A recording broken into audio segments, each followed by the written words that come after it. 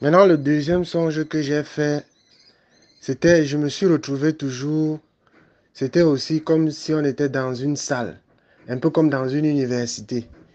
Et il y avait une femme qui était comme les professeurs qui sont souvent en train d'exposer. Nous, on était assis.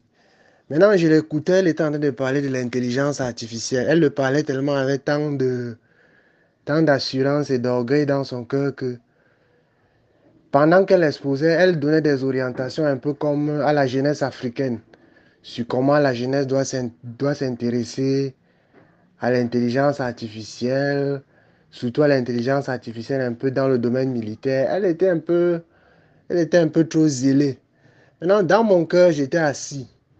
Mais je savais que, en fait, dans mon cœur, en fait, j'étais assis et j'étais en train de méditer ce qu'elle disait. Je disais dans mon cœur que vous, en Afrique, vous êtes toujours en train de suivre les choses dont vous ne connaissez ni la tête ni la queue.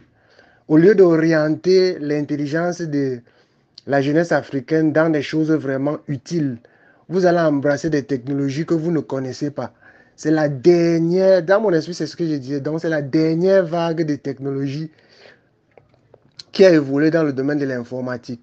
Si tu poses la question même à beaucoup de gens qui exposent comme elle, que qu'est-ce qu'est réellement même l'intelligence artificielle? Parce que je voulais lever mon doigt pour lui poser cette question-là.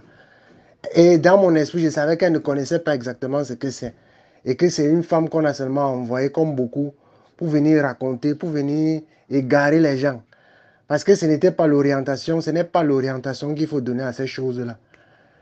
Et il y a beaucoup de gens, il y a beaucoup surtout en Afrique, des gens qui commencent à utiliser ces choses-là sans savoir ce que c'est que réellement.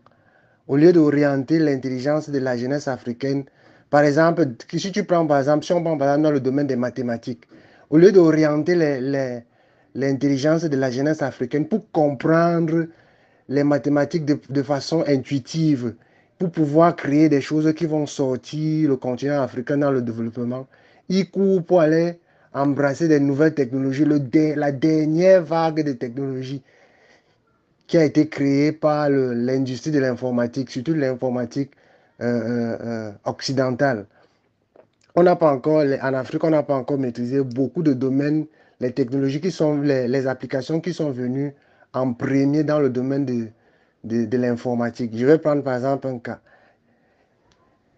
Si on prend par exemple le cas le cas des applications de traitement de texte, on va se rendre compte qu'il y a uniquement des sociétés américaines qui maîtrisent ce domaine-là.